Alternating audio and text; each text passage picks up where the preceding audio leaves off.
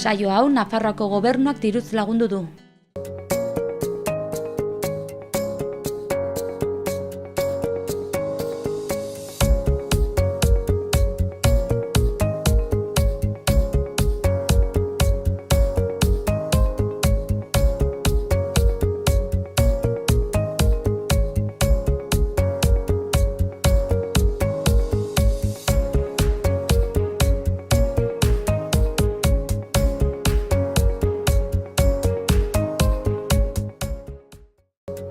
Kaixo guztioi, ongi etorri egunez egun saiora. Abenduak 5 dugu gaurkoa, asteazkena.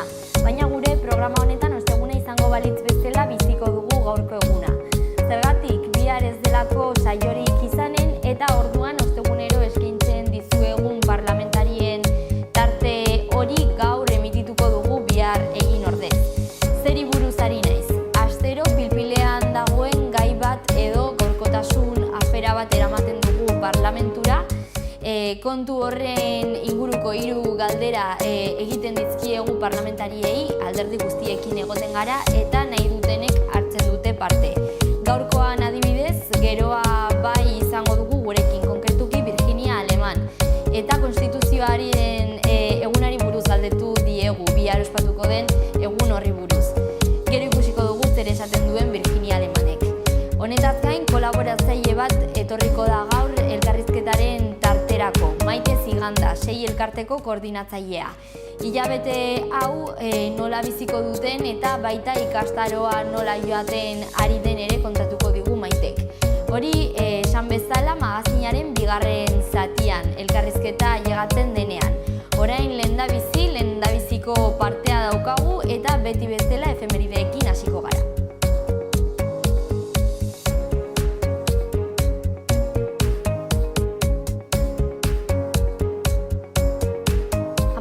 Mendean hasiko gara. 1484 urtean Erroman, Inozentzio 8. Aita santuak, Sumis desiderantes affectivus deritzon bulda famatua argitaratu zuen, inkisizioa sorginak jazartzeko agindua jasotzen zuen dokumentua. Izan ere hemen sorgin iza hori gauzatu egin zen Euskal Herrian. Iberiar penintsulara joango gara orain, bigarren efemeridea komentatzeko. Trantsizio garaian 1976 urtean Ikurriña bandera debekatu bat zen. Testuinguru horretan Atletik eta Errealaren arteko partidu batetan atotxa futbol zelaian eta ilegala izan arren, futbol taldeetako buruek Ikurriña erakutsi zuten lehendabiziko aldiz.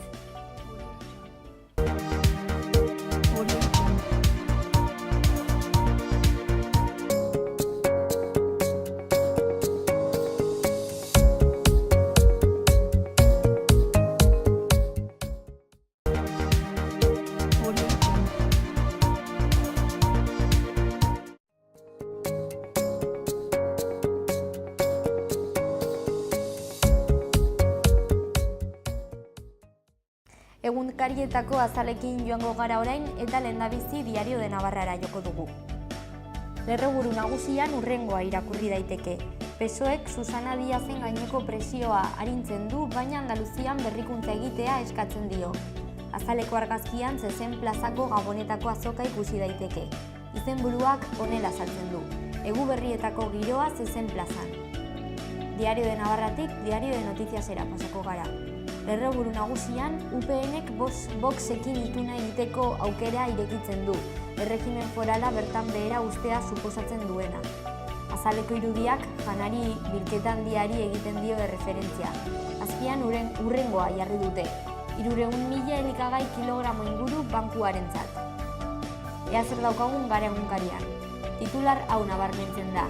Macronek tasa energetikoak bere horretan utzi ditu, errebolta itzaltzea lortu gabe. Azaleko argazkian, Atletik futbol taldeko entrenatzailea Gaizka Garitano ageri da.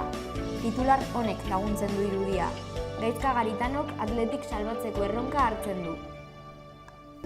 Hedabide euskaldunen txanda, lehendabizi, goazen berria egunkarira. Iskin batean goikaldean Gaizka Garitano dugu berriro ere, Gaizka Garitano hautatu du Atletikek beritzorekin hartutako bolada txarra iraultzeko izenburupean. Hori kirolari dagokionez. Horren azpian azaleko argazki nagusian baita titular nagusia daukagu. Bertan, Parisen pasaden larun batean izandako istiluak ikusi ditzazkegu, amore ematen ikasi du Macronek izenburuarekin. Horren azpian eduki gehiago, hizkuntza taldeak zinema disko berria zuzenean aurkeztuko du gaur Durangon, esaten du lehendabiziko berri batek kultura arloan. Horren ondoan kirolara bueltatuko gara berriro ere, hor Alex Txikon alpinistaren esaldi bat ageri da. Kabira bidali ditugu gauza guztiak, baina oraindik ez dut ezer baztertu. Ondoan argazki txiki batetan Euskaraldiari erreferentzia egiten zaio, eta izenburu hau ipini dute. Bide baten hasiera izango dela berretsi dute. Alboan bukatzeko zutabe horizontal horretan ikastolek lan ituna berritzeko oinarrizko akordioa egin dute labekin. Eta bekaldean beste eduki bat, kultura arlora bueltatuz. Hor Nerea Mujika, Gerediaga elkarteko lehendakaria agertzen da eta bere hitzek osatzen dute izenburua. Ez dugu Durangoko azoka aldatuko, baina ateak ireki behar dira.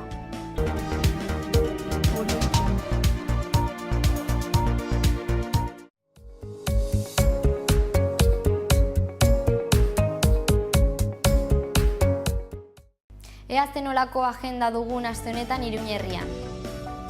Gaur arratsaldeko 8etan Nafarroako Filmotekan Tener y no tener liburuan oinarritutako pelikula eskainiko da, Hemingwayren obran alegia oinarritutakoa. 1954ko pelikula da, Humphrey Bogart eta Lauren Bacall agertzen dira paper protagonistetan, eta esan bezala Nafarroako Filmotekan eskainiko da arratsaldeko 8etan. Sarrerak 3 euro balio du. Honetaz gain, gaur eta abenduaren 16 arte Kondestable Jauregian, memoria feministaren marruak izenburua duen erakusketa ikusteko aukera izango da. Ez da erakusketa bakarra Kondestablen eta gainera data berberetan. Gaur eta abenduaren 16 arte, Araba Sarea emakume ikustezinak elkartasuna eta espioitza 1926tik 57 arte erakusketa ikusi ahalko da. Erresistentzia antifrankistan emakumezkoek izandako papera nabarmentzen duen erakusketa ibiltaria da. Era berean, Kondestablen abenduaren 16 arte, 50 urte 1978tik 2018 arte, karlismoa frankismoaren aurka izenburua duen erakusketa ikusi ahalko da. Sarrera librea da aurrekoetan bezalaxe. Amaitzeko, ostiraletik hasita abenduaren 16 arte Kondestable Jauregian, Jurramendi 2. Mendi sakratua izenburua duen erakusketa eskainiko da. Karlismoaren inguruan baita eta sarrera librea izango da.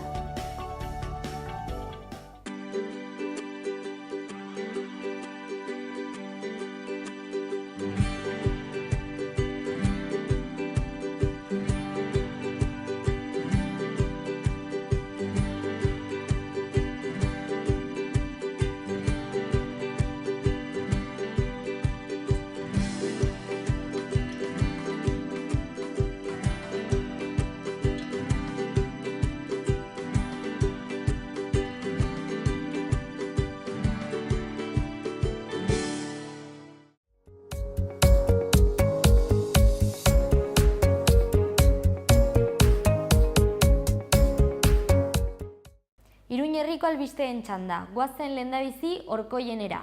Ekintza ekonomikoen gaineko zerga borondatez ordaintzeko epea abenduan akituko da, abenduaren 19an konkretuki. Data horretatik aurrera ez baldin bada ordainketarik egin, gainkargu bat aplikatuko da eta premiamendu bitartez burutuko da ordainketa hori.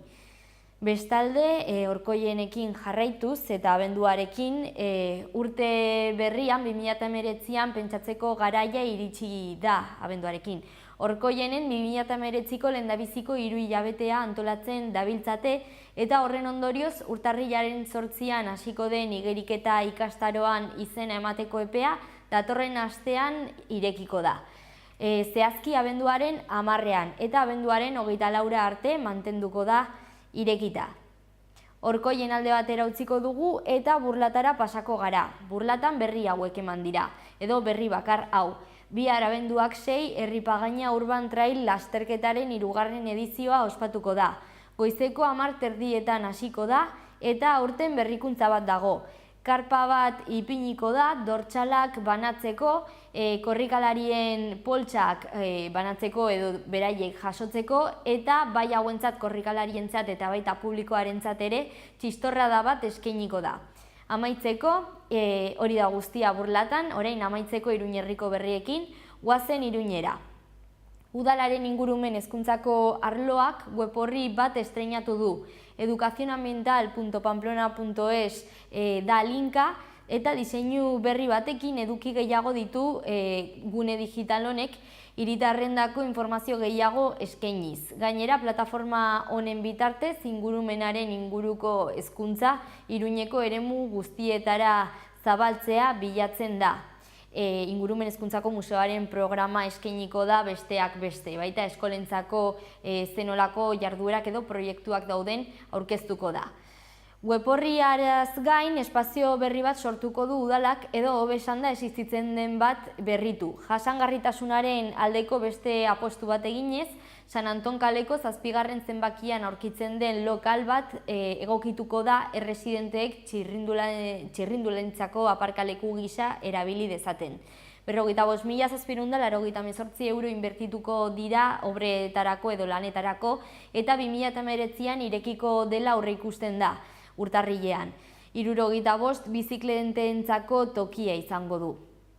Bukatzeko hiriko haur-eskolek hezitzaileentzako 10 lanpostu eskainiko duen lan eskaintza publiko bat onartu dute. Honen harira bestalde urte bukaera baino lehen Mendillorriko haur-eskolako kanpoko espazioa erreformatu egingo da naturarekin harreman handiagoa duen espazio pedagogiko batetan bihurtzeko.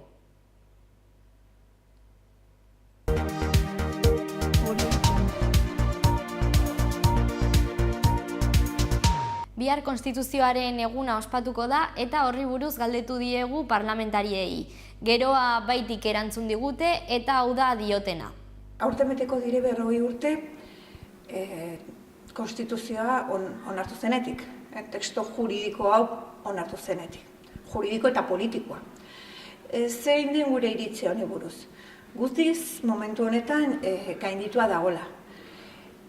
Nabarmena dire bere gabeziak, eta baita ere, ez du ematen erantzuna zenbait aferetan. Kontuan hartu behar dugu, bere momentuan nahi dela 40 urte, zela bertze testu ingurua, atera ginen frankismotik, eta genuen bertze realitate bat. Baina, pasatu dire 40 urte, ez direine aldaketak, eta nik uste aldaketa horiek egin behar direla. Nabarmena da, nola olako estatu batean onartzen den monarkia bat.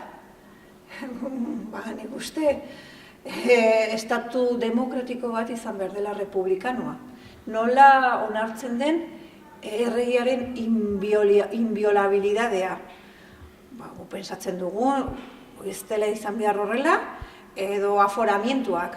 Pentsatzen dugu koierek aldatu behar direla edo ez direla egun behar konstituzio batean. Gero ez da itortzen estatu plurinazionala konstituzio honetan, edo testu juridiko honetan. Pentsatzen dugu halako testu bat eta gure kontekstu honetan behar dela hori onartu. Badugu artikulu bat, 155 artikula, non, badakigu zer gertatu den Katalunian. Han ere, prozesu bat martxan jarri dute, eta horri da Estatu Espainola, eta horrekin, zapaldu du, ez? Gu pentsatzen dugu, behar direla artikuletu, bertze mekanismo batzuk, edo bertze tresna batzuk, hori ere aitortzeko. Estatu baten, edo autonomia erkidego baten, soberania. Orduan, gu pentsatzen dugu, aldaketak izan behar direla konstituzio honetan eta horren alde gaude. Hastion erranduten bezala, lehenago erranduten bezala, nik uste zela egokitzen, gaur egungo realitateari eta egokitu behar dela. Ados gaude prozesu bat edekitzeko, konstituzioa aldatzeko, eta pentsatzen du premiazkoa dela gainera, pentsatzen dugu hori ere, denen afera dela, eta hau lehenbailen jarri behar dela martxan. Badakizu, luden abenduaren 6an, hortzeguna, badakize dela besta nazionala, eta basta dugu ere parlamentu honetan. Orduan, ni bastanetik heldu naiz, ez naiz torko parlamentu honetara, baina etxean nahituko naiz lanean.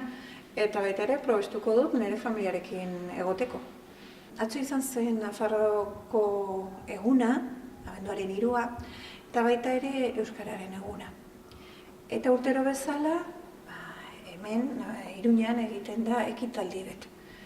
Non maten da Nafarroako urrezko domina.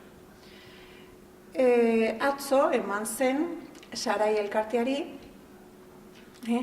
eta atzoko ekitaldian aitortu zen bere lana.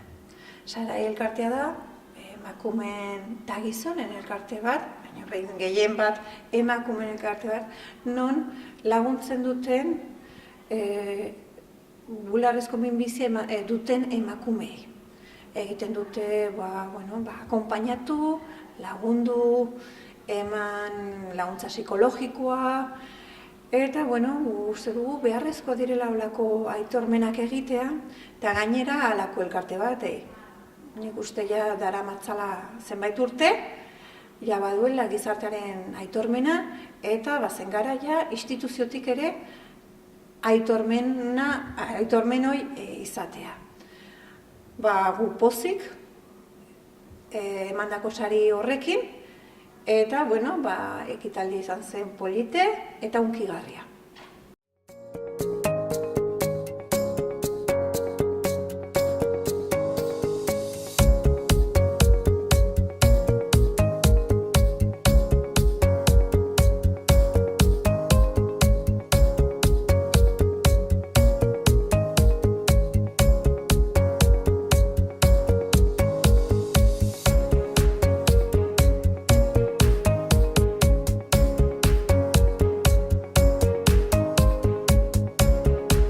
Goazen gaurko elkarrizketarekin, Maite Ziganda kolaboratzailea etorriko da, 6 elkarteko koordinatzailea.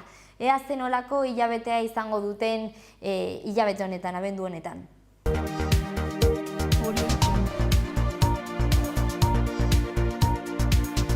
Abendua iritsi da urteko azkenengo hilabetea eta gaur 6 elkartean zer egiten duten baita abenduan ere ezagutuko dugu.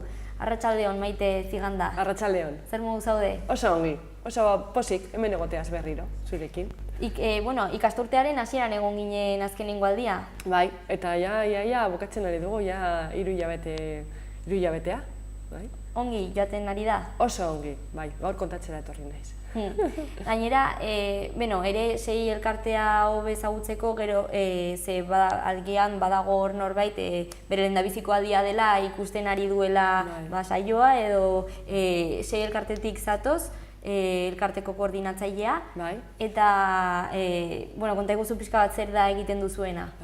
6 elkartea harrera ematen dio 12-17 urte bitarteko nerabei, justo etorri berriak direnak, hau da, Iruñean edo Iruña herrian 18 hilabete baino gutxiago darama hemen Nafarroan, nerabe hauek, gehienak etorri dira orain daudenak, justo orain 105 nerabei harrera ematen ari diegu.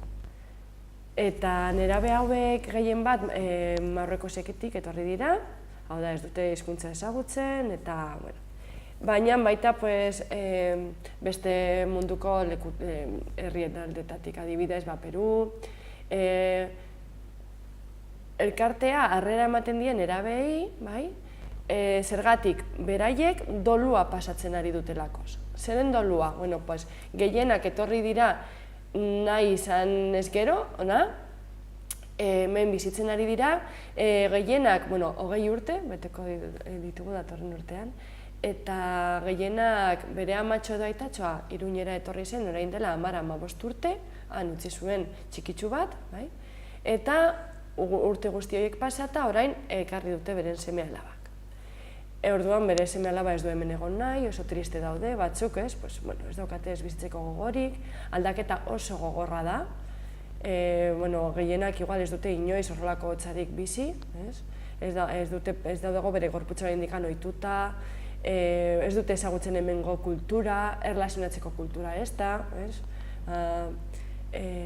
arazo asko dituzte institutuetan edo eskoletan, beraiekan ikasten zutena, hemen ikasten dena desberdintasun handiak daude, eta kostatzen zaie, baita egitea beren akademikoki baita kostatzen zaie.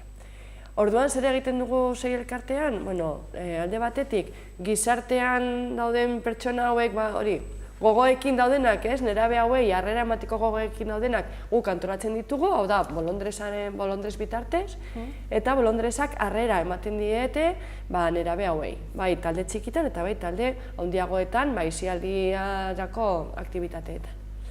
Baita, beren familiak, orain arte, reagrupazioan ikartzen zituzten familiak, bai hemen 15 urte pasata hartzen dituzte orain nerabe bat, beraiek umetxo bat utzi zuten, orain nerabe bat hartu, nerabe bat etxean, batean, ez gaude ohitutako, batean hori erlazioak izaten nahi dituela, edo umore aldaketak, eta orduan baita familiei laguntza ematen diogu.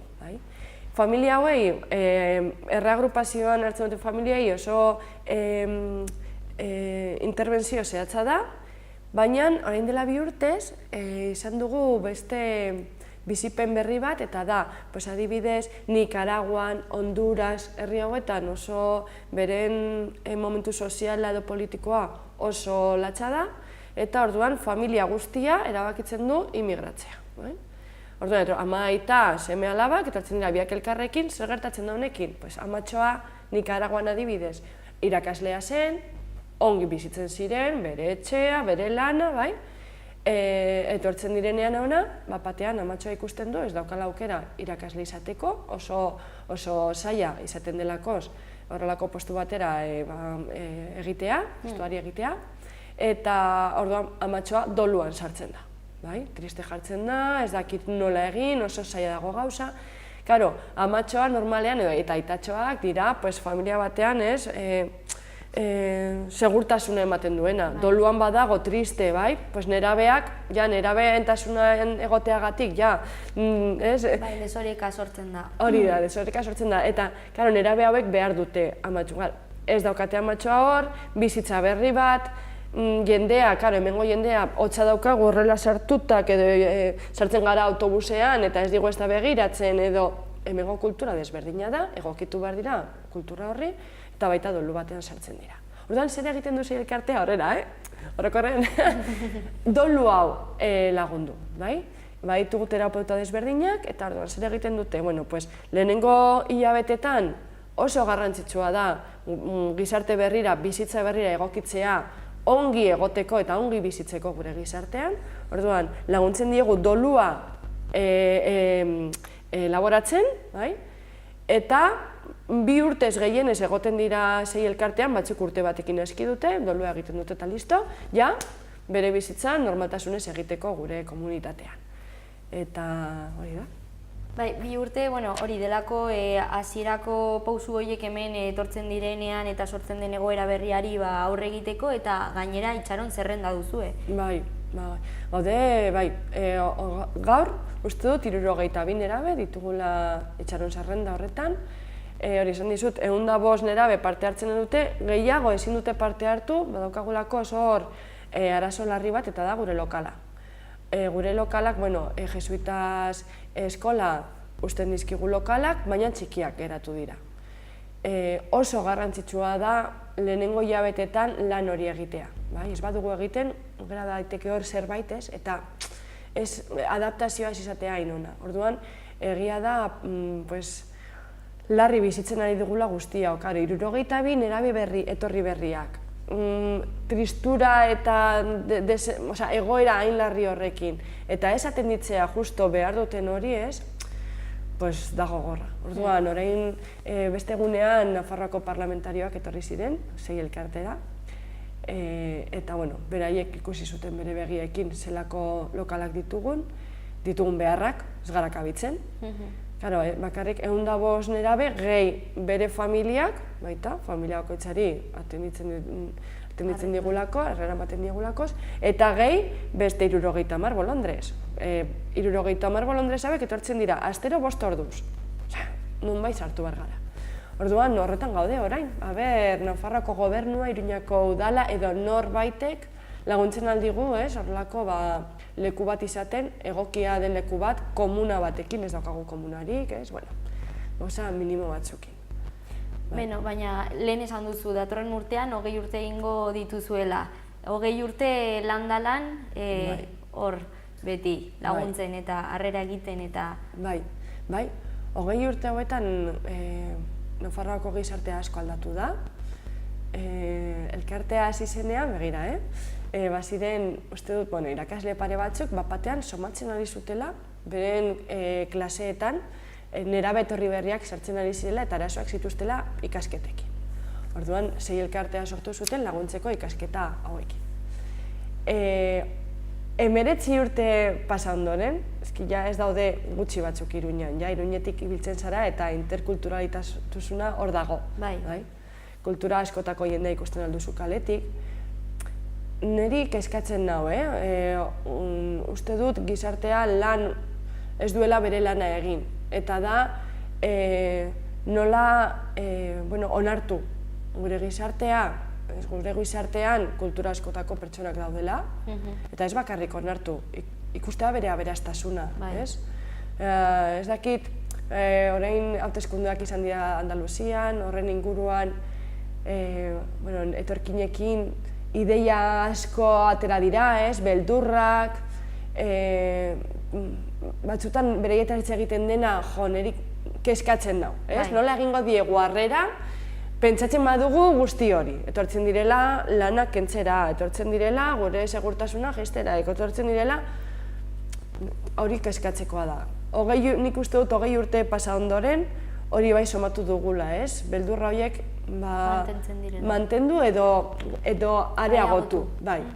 Bai, ez dakit, eta ez dugu oso ongi ulertzen zergatik, gero zuk 6 elkartean zaudenean, nerabeekin lanean, nerabeak, nerabe horiek, ikuste dut, bere imagina dela hori, txapela, baina eske beraiekin erlazionatzen bazara, hor barruan daukatena da oso polita, oso nerabe politak dira, jatorrak, gogo pilarekin, hemengoak izateko, eske ez dira, hor telebistan agertzen dena edo jendea esaten duenaren eske ez dira, orduan ez daki zergatik, daukagun hainbeste beldurrak, hainbeste... Eta esan duzu aurrekoetan, ere askotan euskara ikasten dutela eta hori gogoak dutela hemengoak izateko zuk esan duzun moduan. Bai, gogoratzen dut nerabe batek esan ziola, bere amatxa esan zion. Francisco, oso garrantzitsua ikasi behar duzu hemengo hizkuntza, eta erdera, uste duz, eramala Iruñean bizitzen, igual urte terdi, honek etorria zen Boliviatik. Boliviako erdera eta hemengo erdera oso desberdina da. Koger, ez da berdinean edo hemen. Batzutan, iruditzen zaigu, Afrikatik etortzen direnak nola ez duten hizkuntza ezagutzen gehiago kostatu behar zaiela, hartzen hizkuntza, baina ara non hauek Afrikatik etorriak igual urte batean hizkuntza errapatu dute, berria denez, ez dute aldatu beharko digoak, ikasi behar dute berritik. Askoz ere, errazago hartzen dute hizkuntza, igual Ameriketatik etortzen direnak. Orduan, Francisco bai bera oso argia zen gainera, azkar harrapatu zituen ikasketak eta oso ongi, eta matxoa esaten zion, euskara ikasi behar duzu, hemengo hizkuntza da, gainera, Ameriketatik etortzen diren askok, han, badaukate, beste hizkuntza euskara bezala, minoritarioak esaten dutenak, ketxua, bai. Eta nik uste dut animatu zela euskara ikastera, eta gogo pila daukate hemengoak izateko, nik hori bai esango nuke. Eta nik uste dut hemengoak horrela baldin badaude, beraiek ere horrela jar daitezkela, bideoan bezala, ez dakit ikusi duzun, zuk zer praktikatzen duzu. Da oso bideo polita, hemendik zorionak bideo hori egin zuenari. zuk zer praktikatzen duzu? Praktikatzen duzun horretan, ona izango zara. Praktikatzen ez duzun horretan, ez? Eta nik uste du gizartea guztion artean egiten dugula. Eta zer praktikatzen dugu?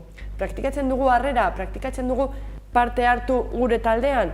Hau nik askotan jartzen dut adibide hau. Ni unibertsitatean ikasten nuenean, unibertsitatekoekin ateratzen ginenean, edo sorasaldi bat egiten genuenean, nire herriko bat etortzen bazen, hori jazen kaos bat.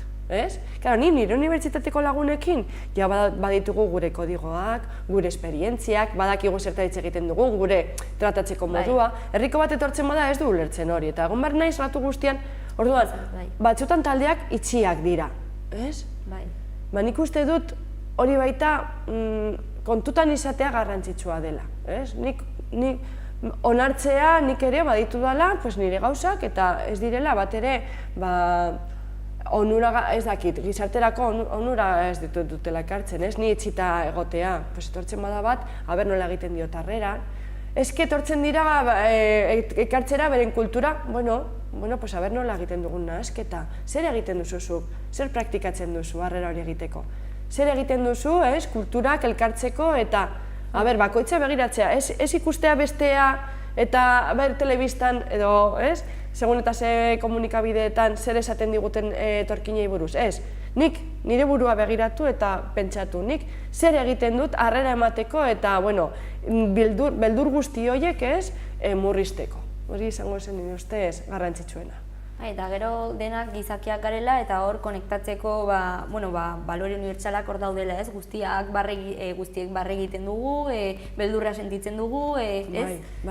Bai, erlazionatzeko gogoak ditugu, segurazki moduak aldatzen dira, ohitutzen garelako, segun eta zein da gure klimatologia, segun eta nolakoa den, egia da, desberdinak garela, baina ze ongi, ez? Ze ongi desberdinak garela.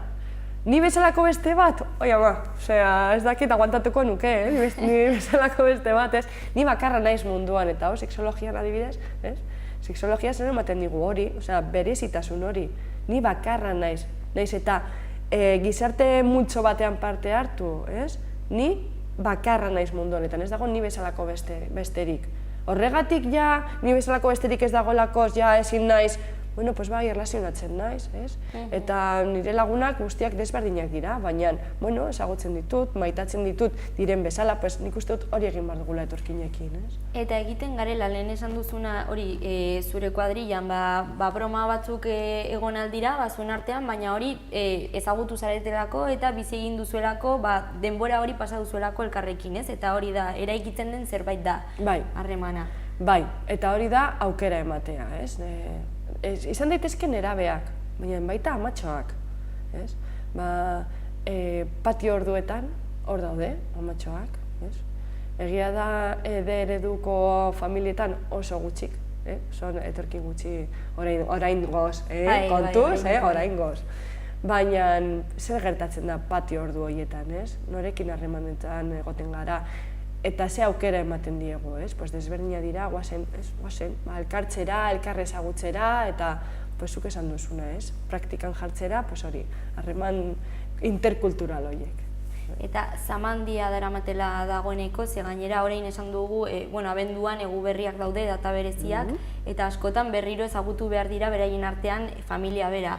Bai, pentsa, berez, doluaren parte bat da, beraiek orain arte, ez dakit, egu berriak igual kristautasunaren inguruan dagoen festa bat orain da, orain dela urte asko zen kristautasuna existitzen eta zen neguari harrera ematea, bakoitza bere familian ospatzen du nahi duen bezala. Baina, batzuendako kristauak badira eta ohitura bazuten beren herrietan bere familiarekin elkartzera pila elkartzen ziren, orain, hemen, bizitzen dira etxe batean, gainera, alokatutak eta konpartitzen dute pisua beste familia batekin. Daukate oso, bere espazioa txikia da. Baita, egun hauek ez dira oso errazak. Orduan, sei elkartean bai oporrak hartzen ditugula, zergatik? Orain arte 3 hilabete hauetan, iraila abendua bitartean, klaseetan egon dira oso agobiatutak, azterketa pilo, badakizu, nola doan, oso agobiatutak. Gainera gainditu nahi izan da, ez dute gainditzen, tristurak, oso agobiatutak.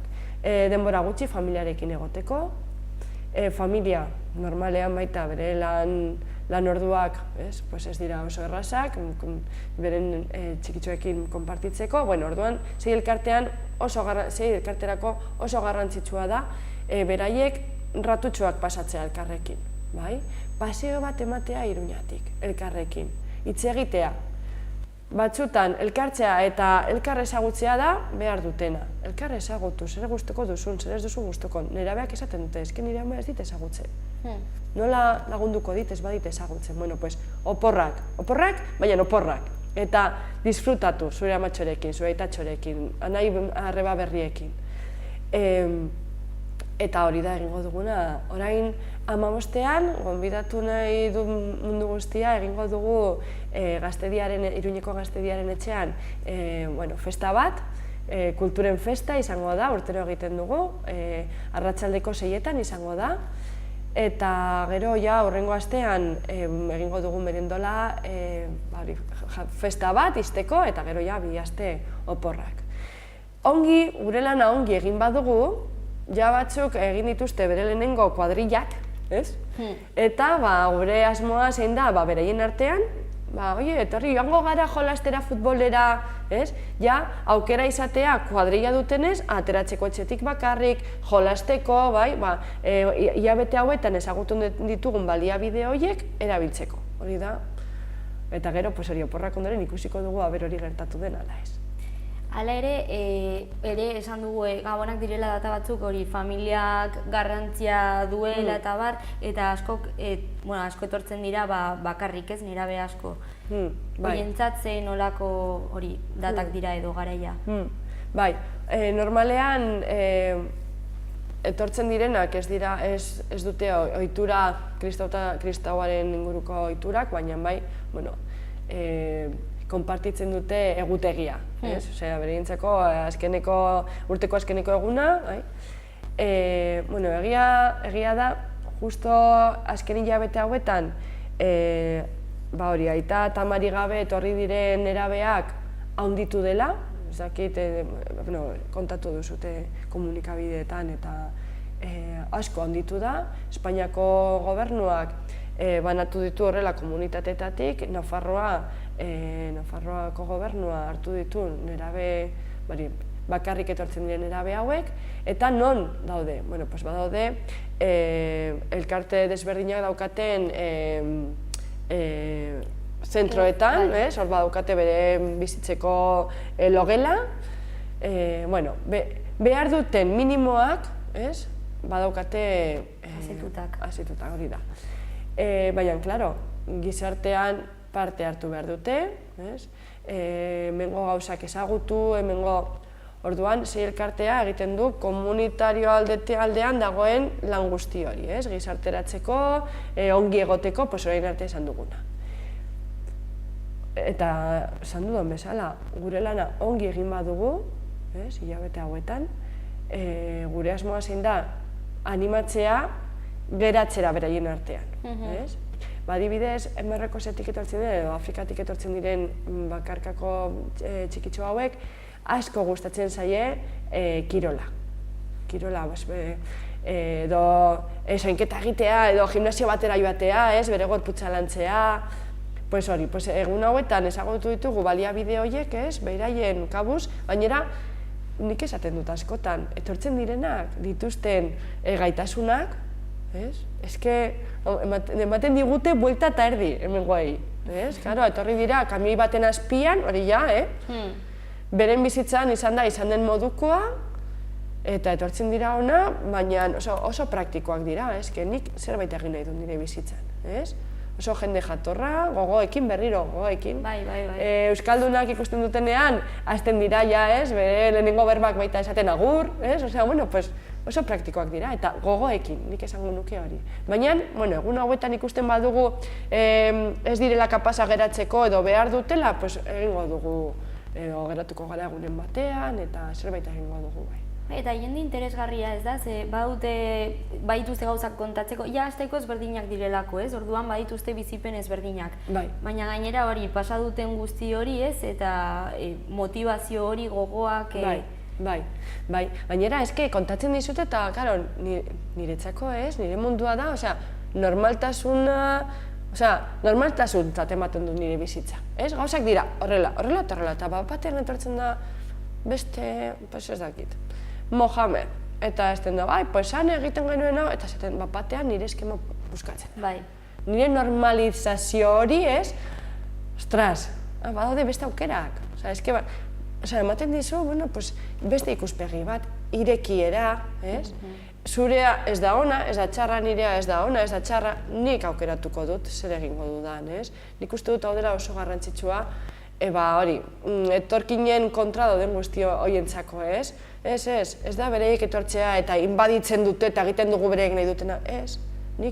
Nire eskuetan dago aukera, ez? Nik aukeratuko dut zer gustatuko dudan, baina irekiera hori izatea eta posibilitate gehiago izatea, hori nik uste dut aberastasuna dela. Eta hauek etortzen dira gogo pilarekin ikasteko eta nik uste dut hori ikasi behar dugula.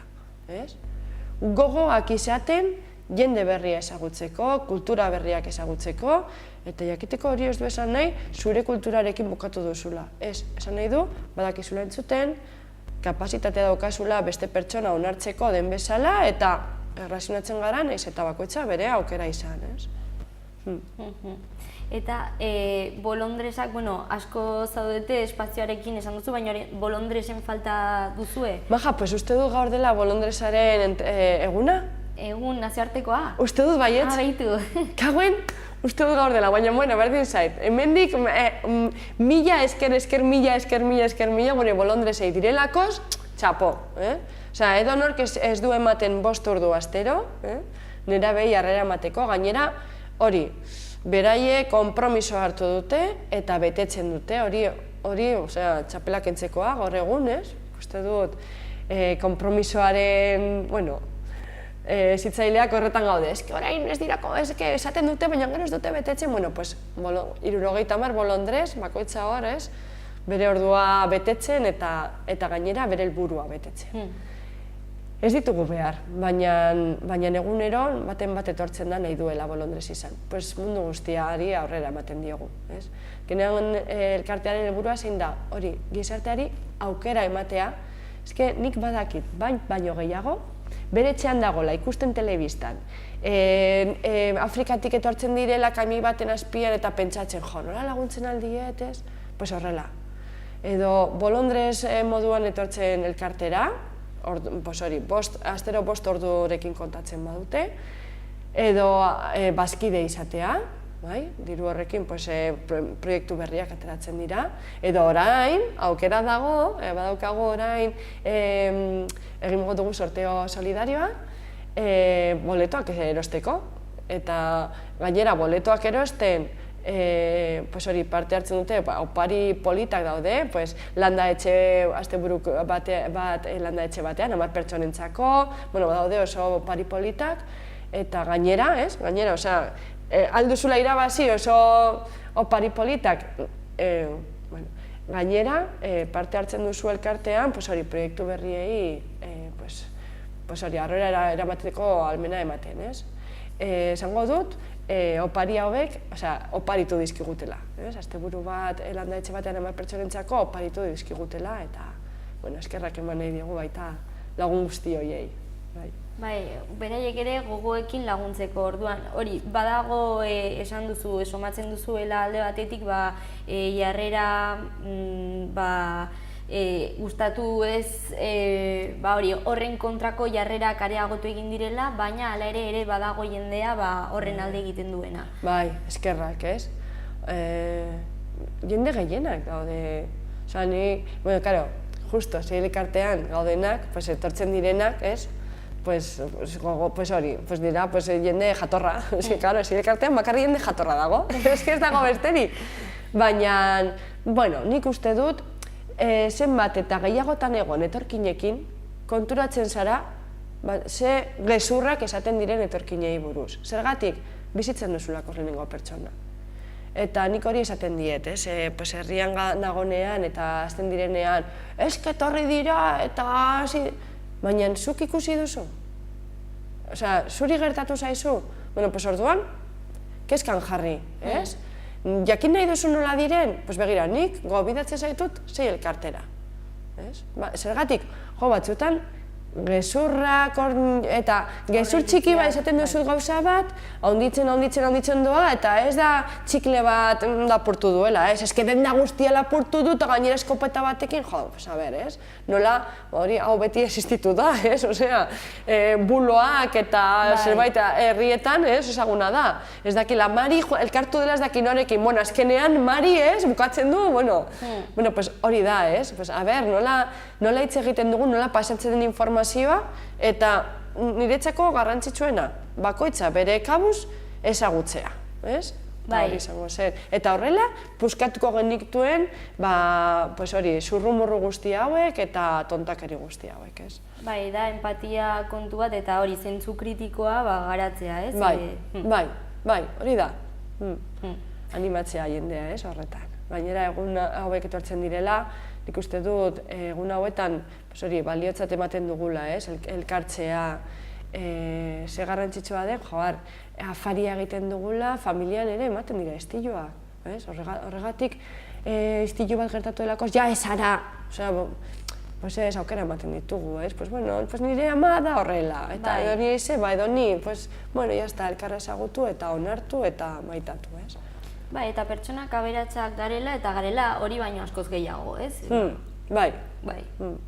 Mila esker Maite gurekin egoteagatik, eta esan duzu 15ean jai polit bat izango duzuela, ez? Eta pasa gaitezkela. Bai, mundu guztia gonbidatuta dago Iruñeko Gaztediaren etxera, arratsaldeko 6etan, kulturaren festa polita prestatu dute elkarteko bolondresak. Aukera ona gure artean ezagutzeko. Bai, eta beste kulturak ezagutzeko. Ez dute zer gehiago esango, sorpresa izango da. Ederki, hurrengora arte. Hurrengora arte, eskerrik asko.